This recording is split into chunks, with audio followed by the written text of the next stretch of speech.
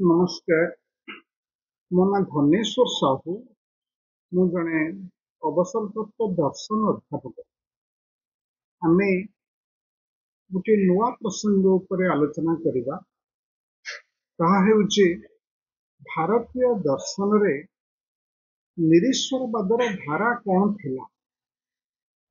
भारतीय दर्शन रो मौलिक भित्ति ईश्वर विश्वास, आध्यात्मिकता, मोक्ष मुक्ति ए बोली गोटे धारणा साधारणतः लोक माने पोषण करती। किंतु भारतीय दर्शन परिसर रे निरीश्वरवादर जे गोटे बलिष्ठ विचार व्यक्त होइथिला, यह होची सबुठारु गुरुत्वपूर्ण। आमे जेतेबेले भारतीय दर्शन कथा कहुचे सेतेबेले साधारणतः भावे देखिबा जे भारतीय दर्शन रे 9टी पृथक दार्शनिक धारा रो वर्णना रहिଛି। जो 9टी पृथक दार्शनिक धारा रही भारतीय दर्शन परंपरा रे बा जो माने भारतीय दर्शन उपरे पांडित्यपूर्ण ग्रंथ मान लिखिचंती, समस्ते से 9टी दार्शनिक धारा को प्राथमिकता दैचंती। ता सहित अन्यान्य आनुषंगिक धारा मध्य विषय आलोचना करिचंती। किंतु मुख्यतः भारतीय दर्शन परिसर रे, दर्शन इतिहास परिसर रे 9टी दार्शनिक धारा बा सिस्टम रा आलोचना आमे देखिबा को पाए। सेगुड़िक हला सांख्य, न्याय, वैशेषिक, योग, मीमांसा, वेदांत, बौद्ध दर्शन, जैन दर्शन और चार्वाक दर्शन। एभली 9टी दार्शनिक धारार वर्णना भारतीय दर्शन परिसर रे हवा देखा जाए। एवं ये जो 9टी दार्शनिक परंपरा, दार्शनिक धारा बा सिस्टम रही प्राय समस्त दर्शन इतिहासकार माने ताको दुईटी श्रेणी रे पर्यायभुक्त करिसथि। गोटिए सेगुड़िक से दुईटी हला आस्तिक दर्शन और नास्तिक दर्शन। आस्तिक नास्तिक एठारे कौनसी ईश्वरीय प्रसंग पृष्ठभूमि रे व्यवहृत हो नाही। यदिबा आस्तिक कहिले साधारण भावरे आमे जो माने ईश्वर विश्वासी से मान को आस्तिक आम परिभाषा रे कहा जाए। और जो माने कौनसी ईश्वरीय सत्तारे विश्वास करते नहीं से मान को आम परंपरा रे नास्तिक बोली कहा जाए। यही अर्थ रे भारतीय दर्शन को आस्तिक बा नास्तिक धारा कहा जाए नाही। तार एक वैषयिक अर्थ रही भारतीय दर्शन पृष्ठभूमि रे। सेई भावना गुड़िक हूँ आस्तिक दर्शन, जो माने वेदर प्रामाणिकता को ग्रहण करती, अर्थात वैदिक ज्ञानर अथॉरिटी को, प्रामाणिकता को जो माने स्वीकार करती से मान हेले आस्तिक दर्शन। और जो दार्शनिक धारा गुड़िक वेदर प्रामाणिकता को स्वीकार करते नहीं, वेदर अथॉरिटी को स्वीकार करते नहीं, से मान को नास्तिक दर्शन कहा जाए। यही परिप्रेक्षी रे भारतीय दर्शन भितर थिबा 9टी दार्शनिक धारा भितर 6टी होचे आस्तिक दर्शन परिसरभुक्त और 3टी धारा दार्शनिक धारा होची नास्तिक दर्शन परिसरभुक्त। जो 6टी आस्तिक दर्शन ताहा हला सांख्य, योग, न्याय, मीमांसा, वेदांत। सांख्य, योग, न्याय, मीमांसा, वेदांत एगुड़िक हला साधारणतः आस्तिक दर्शन। अपर पक्षरे जो गुड़िक नास्तिक दर्शन, यथा बौद्ध दर्शन एक नास्तिक दर्शन, जैन दर्शन एक नास्तिक दर्शन, चार्वाक दर्शन एक नास्तिक दर्शन। तेणु भारतीय दर्शन को आम जो दुई भाग में विभक्त कले, जपरी सांख्य, न्याय, योग, मीमांसा, वेदांत एगुड़िक आसूची आस्तिक दर्शन परिसर में, आउ बौद्ध दर्शन, जैन दर्शन, चार्वाक दर्शन आसी नास्तिक परिसर भितर। यही पृष्ठभूमि रे आम कहीपर जे आस्तिक शब्द आउ ईश्वरवाद परस्पर ठार पृथक। से भली नास्तिक भावधारा और निरीश्वरवादी भावधारा मध्य परस्पर ठार पृथक। आस्तिक कहले जहाँ मु कहूली जो माने वेदर प्रामाणिकता को ग्रहण करती से माने आस्तिक, और जो माने वेदर प्रामाणिकता को ग्रहण करती नहीं से माने हेले नास्तिक। पुनश्च आस्तिक दर्शन परिसर रे धर सांख्य दर्शन अच्छी, मीमांसा दर्शन अच्छी। सांख्य और मीमांसा रे जहाँ को पूर्व मीमांसा कह जाए, से दुईटी दर्शन रे कौन ईश्वरीय भावनार कथा नहीं। जदिबा सांख्य और मीमांसा आस्तिक दर्शन परिसर, यही पृष्ठभूमि रे आमे कहीपर जे जो माने ईश्वरीय सत्तार विश्वास करंतु बा न करंतु, जो माने वेदर प्रामाणिकता को ग्रहण करुचंती से मानक कह आस्तिक दर्शन, और जो माने वेदर प्रामाणिकता को स्वीकार करूना से मानक नास्तिक दर्शन कहले। आमे जदि ईश्वर प्रसंगटी को विचार को आनिबा, ईश्वर प्रसंग उपरे मध्य समान भावना व्यक्त होई नाही। विभिन्न धर्म रे, विभिन्न सभ्यता रे, विभिन्न दर्शन रे ईश्वर भावना को नहीं अनेक मत पार्थक्य रही और अनेक परस्पर विरोधी भावना मध्य रही। जेपरी केतक विश्वास करती ईश्वर एक व्यक्ति, तांकर व्यक्ति सत्ता रही। अन्य केतक विश्वास करती ईश्वर कौन व्यक्ति सत्ता नहीं, ईश्वर जने व्यक्ति नुहंती, से अव्यक्तिक इम्पर्सनल। जो माने ईश्वर को व्यक्ति बोली भावती से मतरे मनुष्य जेपरी जने व्यक्ति, ईश्वर मध्य सही परी जने व्यक्ति।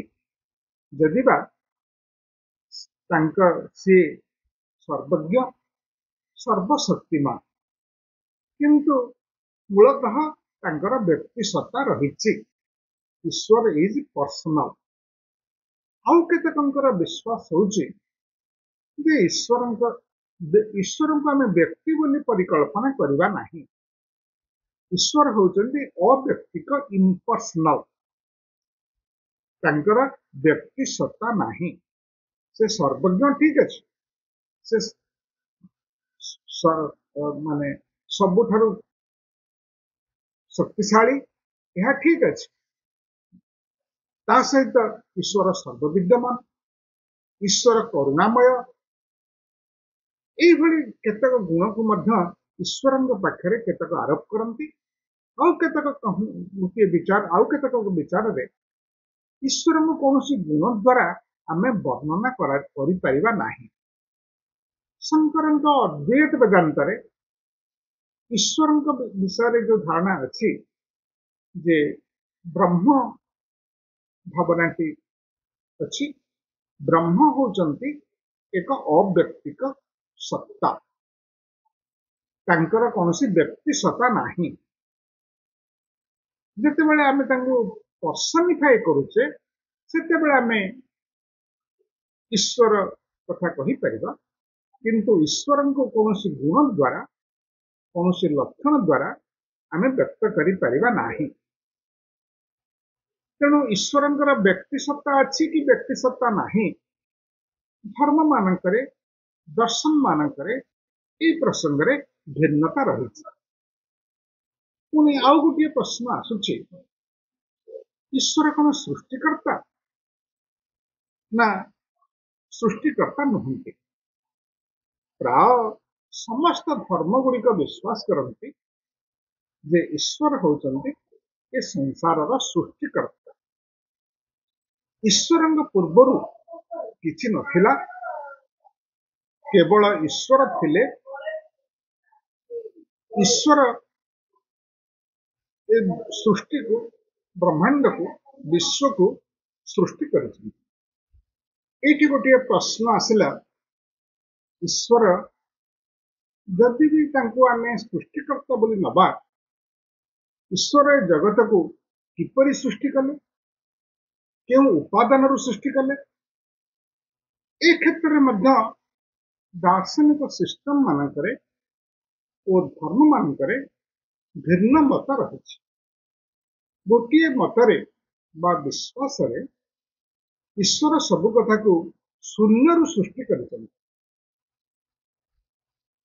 अर्थात ईश्वर सहित आउ किसी दुनिया रे नथिला। ईश्वर चाहिए गोटे सृष्टि करने तेणु सी जहाँ चाहिए ताहा तत्क्षणात सृष्टि हल। तेणु ईश्वर ए पृथ्वी को शून्य सृष्टि कर अन्य केतक कहले ये विचारटी अवास्तव मन हो। ईश्वर जगतर सृष्टिकर्ता किंतु से शून्य सृष्टि करी नहीं। ईश्वर सहित प्रकृति भी रही। ईश्वर आ प्रकृति ये अनंत काल रही दे आर को इटर्नाल एवं ईश्वर प्रकृति को प्राकृतिक उपादान को लेकर ए जगत को ए संसार को पृथ्वी को विश्व को ब्रह्मांड को सृष्टि कर अर्थात ईश्वर शून्य सृष्टि करी नहीं सी प्राकृतिक उपादान मान को नहीं तांकर असीम ज्ञान द्वारा ए पृथ्वी को ब्रह्मांड को सृष्टि कर पुणी प्रश्न आसला ईश्वरंकर ए ब्रह्मांड सहित विश्व सहित कौन संबंध अच्छी कौन संपर्क अच्छी। ए क्षेत्र में मध्य विभिन्न धर्म रे विभिन्न दार्शनिक धारा रे भिन्न भिन्न मत मान रही। गोटे मत होची जे ईश्वर सबुथर अंतर्वर्ती इमानेंट इन एवरीथिंग अर्थात ए पृथ्वी रे जहाँ किछि अछि सबुथिरे ईश्वरंकर प्रतिबिंब रही। अर्थात ईश्वर होचंदी इमानेंट इमानेंट होची अंतर्वर्ती सबुथिरे दुनिया रे जहाँ किछि अछि सबुथिरे ईश्वरंकर प्रतिफलन रही। अन्य गोटे मतरे ईश्वर जगतर अंतर्वर्ती नुहंती से जगतर बहिर्वर्ती ट्रांसेंडेंट जगतर ऊर्ध्वरे ईश्वर रही। जगत सहित ईश्वरंकर संबंध अच्छी किंतु ईश्वर जगतर ऊर्ध्वरे रही। एमती गोटे मत रही।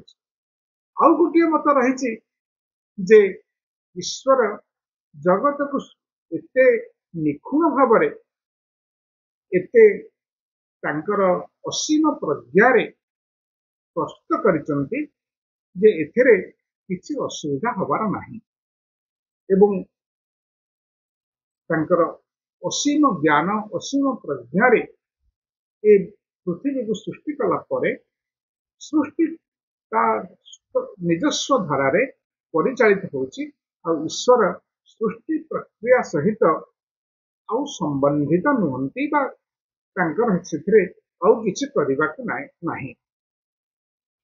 ତେଣୁ ଈଶ୍ୱରଙ୍କ ସମ୍ପର୍କରେ ଏଇଭଳି ବହୁତ ଗୁଡ଼ିଏ ଭିନ୍ନ ଭିନ୍ନ ମତ ଦର୍ଶନ ପରିସରରେ ଆମେ ଦେଖିବାକୁ ପାଉ। ଗୋଟିଏ ସମୟରେ ଏକଥା ମଧ୍ୟ ବିଶ୍ୱାସ କରାଯାଉଥିଲା, ସବୁ ଦାର୍ଶନିକ ପରମ୍ପରାରେ, ଭାରତୀୟ ଦର୍ଶନ ହଉ, ପାଶ୍ଚାତ୍ୟ ଦର୍ଶନ ହଉ, ଅନ୍ୟ ଯେକୌଣସି ପରମ୍ପରାର ଦର୍ଶନ ହଉ, ଗୋଟିଏ ସମୟର ବିଶ୍ୱାସ ଥିଲା ଯେ ଈଶ୍ୱରଙ୍କ ଅସ୍ତିତ୍ୱକୁ ପ୍ରମାଣ କରି ହେବ। ଈଶ୍ୱର କେବଳ ବିଶ୍ୱାସର ବ୍ୟକ୍ତି ନୁହନ୍ତି, ଈଶ୍ୱର ମଧ୍ୟ ଯୁକ୍ତିସଙ୍ଗତ ଏବଂ ଈଶ୍ୱରଙ୍କର ଅସ୍ତିତ୍ୱକୁ ଆମେ ବିଭିନ୍ନ ପ୍ରମାଣ ସାହାଯ୍ୟରେ ଯୁକ୍ତିନିଷ୍ଠ ଭାବରେ ପ୍ରତିଷ୍ଠା କରିପାରିବା। ତେଣୁ ଗୋଟିଏ ଯୁଗରେ ଆଉ ବିଶେଷ କରି ମଧ୍ୟ ଯୁଗରେ ଈଶ୍ୱରଙ୍କର ଅସ୍ତିତ୍ୱ ନେଇ ବିଭିନ୍ନ ପ୍ରକାରର ପ୍ରମାଣର ଆବିର୍ଭାବ ହେଲା। ବିଭିନ୍ନ ସଭ୍ୟତାର ବହୁ ବିଶିଷ୍ଟ ଦାର୍ଶନିକ ମାନେ ଈଶ୍ୱରଙ୍କ ଅସ୍ତିତ୍ୱ ନେଇକରି ବିଭିନ୍ନ ପ୍ରମାଣର ଧରା ଦେଲେ, କିନ୍ତୁ ପରବର୍ତ୍ତୀ ପର୍ଯ୍ୟାୟରେ ପୁଣି ଦାର୍ଶନିକ ଚିନ୍ତନ ପ୍ରକ୍ରିୟାର ଅଗ୍ରଗତି ଭିତରେ ଆଉ ମଣିଷର ତର୍କଶୀଳତାର ବିକାଶ ଦ୍ୱାରା ଦେଖାଗଲା ଯେ ଯୋଉ ଯୁକ୍ତି ଗୁଡ଼ିକୁ ଈଶ୍ୱରଙ୍କର ଅସ୍ତିତ୍ୱ ପାଇଁ ଦିଆଯାଉଛି, ସେ ଯୁକ୍ତି ଗୁଡ଼ିକ ସାର୍ଥକ ନୁହଁ ବା ସେଗୁଡ଼ିକ ବୈଧ ନୁହଁ। ପ୍ରତ୍ୟେକ ଯୁକ୍ତିର ଦୁର୍ବଳତା ରହିଛି, ପ୍ରତ୍ୟେକ ଯୁକ୍ତି ସହିତ କିଛି ଅସ୍ପଷ୍ଟତା ରହିଛି ଏବଂ କିଛି ଅବୈଧତା ରହିଛି। ତେଣୁ ଯେତେବେଳେ କୌଣସି ଯୁକ୍ତି ଗୁଡ଼ିକ ଦର୍ଶନ ପରିସରରେ ତାର ବ୍ୟାଖ୍ୟା କରାଗଲା, ଦେଖାଗଲା କୌଣସି ଯୁକ୍ତି ଈଶ୍ୱରଙ୍କ ଅସ୍ତିତ୍ୱକୁ ପ୍ରମାଣ କରିବା ପାଇଁ ଯଥେଷ୍ଟ ନୁହଁ। ଦୃଷ୍ଟିଭଙ୍ଗୀରେ ପୁଣି ପରିବର୍ତ୍ତନ ହେଲା। ଗୋଟିଏ ବିଚାର ଆସିଲା ଯେ ଈଶ୍ୱରଙ୍କ ଅସ୍ତିତ୍ୱକୁ ଆମେ ସ୍ୱୀକାର କରିବା, ତାଙ୍କୁ ପ୍ରମାଣ କରିବା ନାହିଁ ବା ପ୍ରମାଣ କରିବା ପାଇଁ ଉଦ୍ୟମ କରିବା ନାହିଁ। ଈଶ୍ୱର ହେଉଛନ୍ତି ଆସ୍ଥାର ବିଷୟ, ବିଶ୍ୱାସର ପ୍ରସଙ୍ଗ, ତାହା ଯୁକ୍ତି ବା ପ୍ରମାଣର ପ୍ରସଙ୍ଗ ନୁହଁ। ଏଭଳି ମଧ୍ୟ କିଛି ମତ ରହିଛି ଯେ ଆମେ ଯାହା ଯେ ସବୁର ଊର୍ଦ୍ଧ୍ୱରେ, ଯେ ସବୁର ନିୟନ୍ତ୍ରକ, ତାଙ୍କର ଅସ୍ତିତ୍ୱକୁ ଆମକୁ ସ୍ୱୀକାର କରିବା ପାଇଁ ପଡ଼ିବ ଏବଂ ଏ କ୍ଷେତ୍ରରେ ତାଙ୍କର ପ୍ରମାଣ ଖୋଜିବା ଆବଶ୍ୟକତା ନାହିଁ ବା ଏକ ନିରର୍ଥକ ପ୍ରୟାସ। ଏଇଭଳି ବିଭିନ୍ନ ଦର୍ଶନ ଭିତରେ ଭାରତୀୟ ଦର୍ଶନରେ ମଧ୍ୟ ନାନା ପ୍ରସଙ୍ଗ ଆସିଛି। ଆଉ ଗୋଟିଏ ବଡ଼ ଗୁରୁତ୍ୱପୂର୍ଣ୍ଣ ପ୍ରସଙ୍ଗ ଆସିଲା ଯେ ସମାଜରେ ଈଶ୍ୱର ବିଶ୍ୱାସ ଯୋଗୁଁ ନୈତିକତା, ମାନବିକ ମୂଲ୍ୟବୋଧ ଗୁଡ଼ିକର ପ୍ରସାର ହୋଇଛି। ଯଦି ଧାର୍ମିକ ବିଶ୍ୱାସ, ଈଶ୍ୱରୀୟ ବିଶ୍ୱାସ ସମାଜରେ ନ ରହିବ, ତାହାହେଲେ ସମାଜରେ ଗୋଟେ ନୈତିକ ମୂଲ୍ୟବୋଧ ରହିବ ନାହିଁ। ଆଉ ସାମାଜିକ ଜୀବନରେ ନୈତିକ ଆଚରଣ ଯଦି ନ ରହେ, ତାହେଲେ ସମାଜ ବିପର୍ଯ୍ୟସ୍ତ ହୋଇଯିବ। ସୁତରାଂ ଈଶ୍ୱରଙ୍କର ଅସ୍ତିତ୍ୱ ଗ୍ରହଣ କଲେ ଆମେ ଗୋଟିଏ ନୀତିପୂର୍ଣ୍ଣ ଜୀବନ ବଞ୍ଚିବା ପାଇଁ ପ୍ରେରଣା ପାଇବା। ତେଣୁ ଈଶ୍ୱରଙ୍କର ଅସ୍ତିତ୍ୱ ବିଷୟରେ ପ୍ରମାଣ ନ ଖୋଜି ଈଶ୍ୱରଙ୍କର ଅସ୍ତିତ୍ୱକୁ ସ୍ୱୀକାର କରିବା ଦ୍ୱାରା ସମାଜର ବହୁ ମଙ୍ଗଳ ହେବ। ଲୋକମାନେ ଈଶ୍ୱର ବିଶ୍ୱାସ ଦ୍ୱାରା ଗୋଟିଏ ନୀତିପୂର୍ଣ୍ଣ ଶୃଙ୍ଖଳିତ ଜୀବନ ବଞ୍ଚିବା ପାଇଁ ପ୍ରେରଣା ପାଇବେ। ତେଣୁ ଈଶ୍ୱର ବିଶ୍ୱାସ ଲୋକମାନଙ୍କୁ ନୀତିପୂର୍ଣ୍ଣ ଜୀବନ ବଞ୍ଚିବା ପାଇଁ ପ୍ରେରଣା ଦେଇଥାଏ। ଏ ପ୍ରସଙ୍ଗ ଉପରେ ପୁଣି ମଧ୍ୟ ଭିନ୍ନ ମତ ପ୍ରକାଶ ପାଇଲା। ଏହି ପୃଷ୍ଠଭୂମିରେ ଆମେ କହିପାରିବା ଯେ ମଣିଷକୁ ନୀତିପୂର୍ଣ୍ଣ କରିବା ପାଇଁ ବିଭିନ୍ନ ସ୍ତରରୁ प्रेरणा मिल पारे।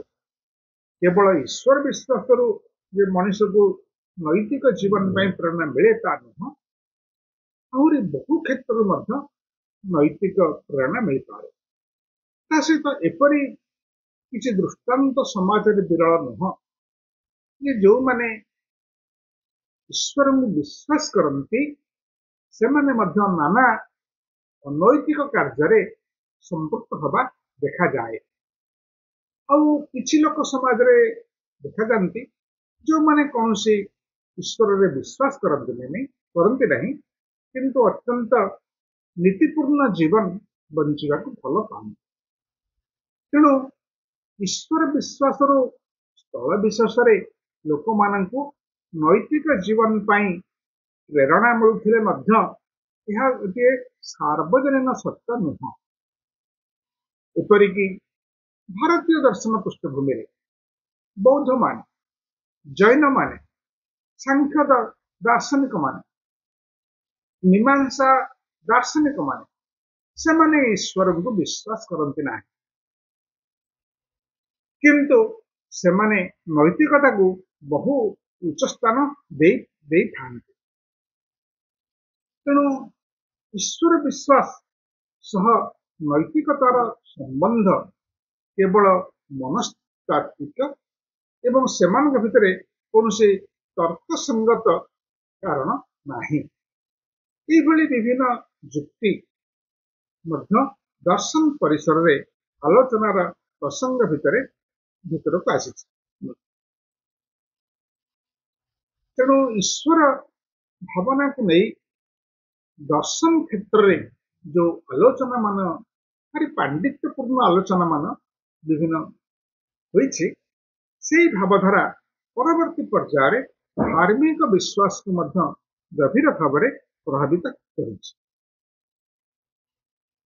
तेणु जो माने ईश्वर उपरे गभीर आस्था रखती से माने प्रकृतिर अनेक घटना सामाजिक जीवन बहु घटना को ईश्वर सहित संश्लिष्ट करती। जहाँ किछि संसार रे होउछि, जहाँ किछि घटुछि, जहाँ किछि प्रकृति रे अछि, सबु ईश्वर निर्देश रे अछि, ईश्वर द्वारा परिचालित होउछि, ईश्वर नियंत्रण भितर होउछि। आउ केतक विश्वास जे नहीं प्रकृति निजे मध्य स्वयं पूर्ण, प्रकृति रे कौन घटिबो कौन न घटिबो ता प्राकृतिक नियम आधार रे परिचालित हुए। ईश्वर ए क्षेत्र रे कौनसी भूमिका नाही एवं एभली भिन्न भिन्न मत मध्य रही। केतेकंकर विश्वास सबुकिछि ईश्वर नियंत्रित एक ईश्वरीय व्यवस्था रे सबु हो जहाँ किछि घटे प्रकृति रे सबु ईश्वरंकर ज्ञानप्रसार रे घटे, ईश्वरंक निर्देश रे घटे। एपरिकी केतक मध्य विश्वास करती खासटीए मध्य बिना ईश्वरंकर अनुमति रे कले नाही। अन्य केतक भावती जे प्रकृति होछि स्वयं संपूर्ण, स्वयं शासित। तेणु प्रकृति रे जहाँ किछि घटे ताहा स्वतः घटे, प्राकृतिक उपाय घटे, एथिरे ईश्वरंकर कौनसी भूमिका न थाए। एई पृष्ठभूमि रे गोटे मौलिक समस्या मध्य देखा दिए। आमे देखे आम संसार रे बहु अनीति घटुछि, बहु अन्याय घटुछि, बहु मंद अच्छी, बहु दुख अच्छी, बहुत इविल आम समाज रे अछि। तेणु जदि प्रश्न आसिला ईश्वर जदि सर्वशक्तिमान तेबे जो मंद स्थिति बा जो दुख, जो अन्याय अनीति संसार रे घटुछि ईश्वर ताको बंद करदे पारंते। जो केतक बेले बेले एभली किछि अस्वाभाविक प्राकृतिक घटना घटे, से भूमिकंप हो, से सुनामी हो, ବାତ୍ୟା ହଉ, ବନ୍ୟା ହଉ, ମହାମାରୀ ହଉ, ସେଥିରେ ଆମେ ଦେଖେ ଅସଂଖ୍ୟ ଲୋକଙ୍କର ସଂସାର ଉଜୁଡ଼ି ଯାଏ, ଅନେକ ଲୋକ ମୃତ୍ୟୁବରଣ କରନ୍ତି ଏବଂ ସମାଜ ସଭ୍ୟତା ଉପରେ ତାହାର ବହୁ କୁପ୍ରଭାବ ମାନେ ନଷ୍ଟ ହୁଏ। କିନ୍ତୁ ଯଦି ଈଶ୍ୱର ସର୍ବଶକ୍ତିମାନ, ତାହେଲେ ଏଇଭଳି ଅସ୍ୱାଭାବିକ ଦୁଃଖ ଦୁର୍ଦ୍ଦଶାକୁ ଈଶ୍ୱର ଚାହିଁଲେ ନିୟନ୍ତ୍ରଣ କରିପାରନ୍ତେ। କିନ୍ତୁ ଈଶ୍ୱର ତ ଏଥିରେ କିଛି କରୁନାହାନ୍ତି। ଯଦି ଆମେ କହିବା ଯେ ଈଶ୍ୱର ସର୍ବଜ୍ଞ, ତାହେଲେ ପୃଥିବୀରେ ଯେତେ ଯେତେ ପ୍ରାକୃତିକ ଦୁର୍ବିପାକ, ପ୍ରାକୃତିକ ବିପର୍ଯ୍ୟୟ ଘଟେ, ସେ କଣ ଈଶ୍ୱରଙ୍କର ଇଚ୍ଛାରେ ଘଟେ? ଏ ପ୍ରଶ୍ନର କୌଣସି ଉତ୍ତର ଆସ୍ତିକବାଦରେ ଦେବା ସମ୍ଭବ ନୁହଁ। ଅନ୍ୟ ଗୋଟିଏ ମତ ହଉଛି, କେତେକ କହିବେ ଯଦି ଈଶ୍ୱରଙ୍କ ନିର୍ଦ୍ଦେଶରେ ସବୁ ହୁଏ, ଯଦି ଈଶ୍ୱରଙ୍କ ନିର୍ଦ୍ଦେଶରେ ସବୁ ହଉଛି, ତାହେଲେ ହୁଏତ ଈଶ୍ୱର ସର୍ବଶକ୍ତିମାନ ନୁହନ୍ତି।